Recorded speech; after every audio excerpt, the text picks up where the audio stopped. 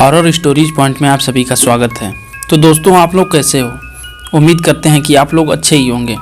तो दोस्तों, मैं आप लोगों को आज ऐसी कहानी सुनाने जा रहा हूँ जिसे सुनकर आप लोगों की रूह तक कांप जाएगी। रिया अपनी मम्मी सुमन और पापा विनोद के साथ दिल्ली में ही रहती थी। वह हर साल अपने मम्मी पापा के साथ गर्मियों की छुट्टी में ननिहाल जाया करती थी। उसका ननिहाल अलीगढ़ जिले में था। एक बार की बात है, रिया के स्कूल की छुट्टियां हो चुकी थी। रिया और उसकी माँ ननिहाल जाने के लिए तैयार हो चुके थे। उसके पापा को ऑफिस में काफ़ी काम होने की वजह से उसकी छुट्टी शाम को मिली। दिन ढल चुका था। रिया की मम्मी ने बोला, अब रहने दो, अब जाने का समय नहीं है। सुबह होते ही हम अलीगढ़ के लिए निकल जाएंगे। इस पर रिया के पापा ने बोला, हमारे पास खुद की कार है। दिन ढल गया है तो क्या हुआ, हमें कौन सा वाहन बुक करना है। रिया भी जिद करने लगी, मम्मी अभी चलो ना, मुझे नानी के घर जाना है। रिया और रिया के पापा के बहुत जिद करने के बावजूद उसकी माँ जाने के लिए तैयार हो गई, लेकिन अंदर ही अंदर न जाने क्यों उसका मन घबरा रहा था। अब रात हो चुकी थी और इन लोगों की गाड़ी सड़क पर चले जा रही थी। रात की वजह से सड़क पर गाड़ियों का आना जाना काफी कम हो गया था। रिया के पापा कार चला रहे थे। रिया की मम्मी और रिया पीछे वाली सीट पर बैठे हुए थे। जिस गांव में उन्हें जाना था वह गांव अलीगढ़ से करीब 20 किलोमीटर आगे था। वह अलीगढ़ पहुंच चुके थे। आगे का रास्ता कच्चा और सुनसान था। वहां कोई आता जाता दिख भी नहीं रहा था। गाड़ी अब कच्चे रास्ते पर चले जा रही थी। थोड़ी ही दूर चलने पर गाड़ी अचानक रुकी। रिया ने पापा से कहा, पापा क्या गाड़ी खराब हो गई क्या? पापा क्या हुआ, गाड़ी बंद कैसे हो गई? क्या कोई इसमें प्रॉब्लम हो गई क्या? रिया के पापा ने कहा, पता नहीं बेटा, उतर कर देखता हूँ। रिया की मम्मी ने कहा, जल्दी देखिए और चलिए यहाँ से, कितना सुनसान रास्ता है, मुझे कुछ ठीक नहीं लग रहा है। जल्दी देखिए और जल्दी से गाड़ी को सही करिए। कार से उतरकर रिया के पापा ने गाड़ी के बोनट को खोलकर देखा, लेकिन गाड़ी में कहीं कोई खराबी नहीं दिखी। वह कार के अंदर आकर बैठ गए और सोचने लगे। तभी रिया की मम्मी ने कहा, क्या हुआ, चलिए ना। लेकिन रिया के पापा अभी भी कुछ सोच रहे थे।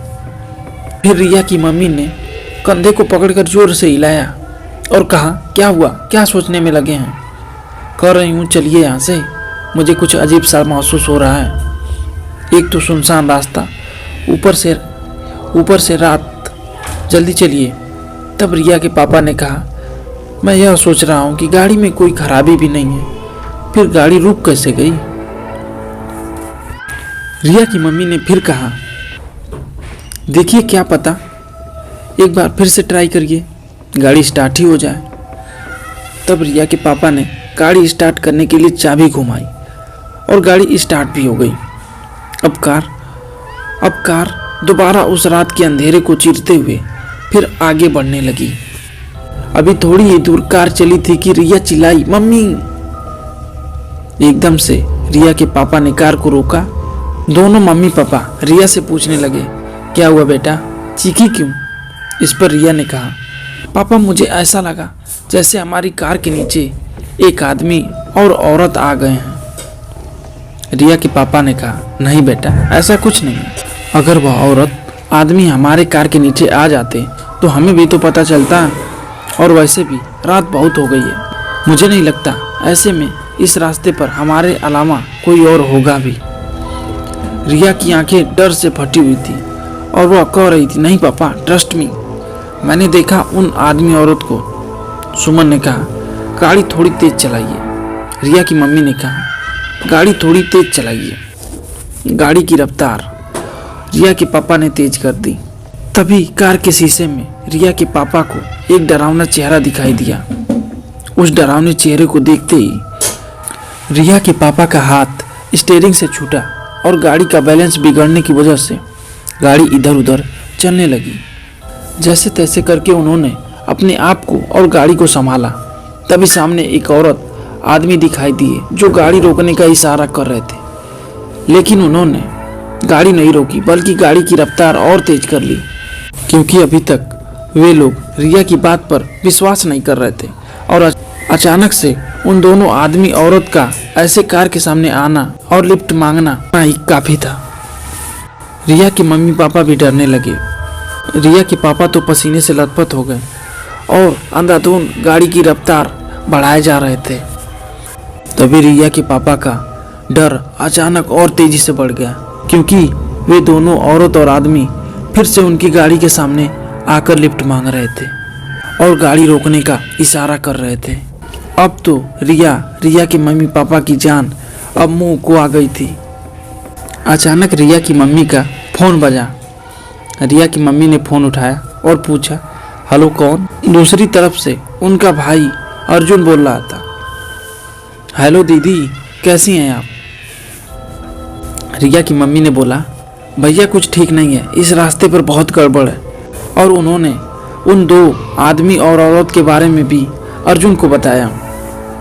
तब अर्जुन ने कहा, दीदी आप चिंता मत करो, मैं अभी आता हूँ। और 10-15 मिनट के बाद ही अर्जुन वहाँ रास्ते पर आ गया। रिया के पापा ने गाड़ी रोकी और कहा, अच्छा हुआ अर्जुन आप आ गए, पता नहीं क्या हो रहा था, हमारे साथ कुछ समझ ही नहीं आ रहा था। अर्जुन ने कहा, कोई बात नहीं जीजा जी, मैं आ गया हूँ ना, अब आपको कोई प्रॉब्लम नहीं होगी। अर्जुन भी इस कार में बैठा और कार घर की तरफ चल दी। अर्जुन भी इस कार में बैठा और कार घर की तरफ चल दी। अब तो मानो जैसे इन लोगों का डर अर्जुन के आ जाने की वजह से गायब सा हो गया था। अब सब लोग घर पहुंच चुके थे। अर्जुन ने कहा, लाइए जीजा जी, कार की चाबी मुझे दीजिए, मैं गाड़ी पार्क करके आता हूँ, आप अंदर जाइए। रिया के पापा ने कहा, ठीक है, और चाबी अर्जुन को दे दी। जैसे ही रिया और उसके मम्मी पापा ने घर में एंटर किया, तीनों चौंक पड़े। घर में सभी लोग रो रहे थे और सामने किसी की लाश पड़ी हुई थी। यह देख रिया के मम्मी पापा दंग थे कि क्या हुआ है घर में, और हमें अर्जुन ने कुछ बताया भी नहीं। रिया की माँ ने अपनी माँ से पूछा, मम्मी क्या हुआ है, यहाँ सब लोग रो क्यों रहे हैं और हमें कुछ पता भी नहीं है, अर्जुन ने भी कुछ नहीं बताया। तभी उनकी माँ ने बताया कि बेटा तेरा भाई अर्जुन अब इस दुनिया में नहीं रहा। इतना सुनते ही रिया की मम्मी, रिया के पापा और रिया के पैरों तले जमीन खिसक गई। वे लोग सोचने पर मजबूर हो गए, अगर अर्जुन मर चुका है तो हम लोगों के साथ कौन आया? इन लोगों को यकीन नहीं हो रहा था, क्योंकि जो भाई घर के बाहर तक उनके साथ था, घर में उसकी लाश पड़ी हुई थी।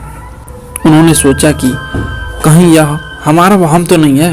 उन्होंने चेहरे से कफन हटाया, लेकिन यह सच था, अर्जुन की लाश वहीं सामने पड़ी हुई थी। रिया के नाना ने बताया कि रात 9 बजे अर्जुन अपनी बाइक से घर आ रहा था। तभी उसकी बाइक को एक ट्रक ने जोरदार टक्कर मारी, जिससे उसके सर में चोट आई और मौके पर ही उसकी मौत हो गई। लेकिन इन लोगों के मन में एक ही बात घूम रही थी, अगर अर्जुन मर चुका है तो जो बाहर था वह कौन था? दोस्तों, कभी कभी ऐसा होता है कि हमारे अपने हमसे दूर जाने के बाद भी किसी न किसी वजह से हमारे साथ जुड़े रह जाते हैं। जैसे घर के किसी सदस्य में मरने वाले का हद से ज़्यादा प्रेम, और बहुत सारी वजह हो सकती है जिसकी वजह से वह हमारा साथ नहीं छोड़ पाते हैं और किसी न किसी रूप में हमारी मदद करते हैं। तो आज की कहानी आप लोगों को कैसी लगी हमें कमेंट करके ज़रूर बताएं, और ऐसी कहानियाँ सुनने के लिए हमारे चैनल को लाइक सब्सक्राइब ज़रूर कर दें। धन्यवाद।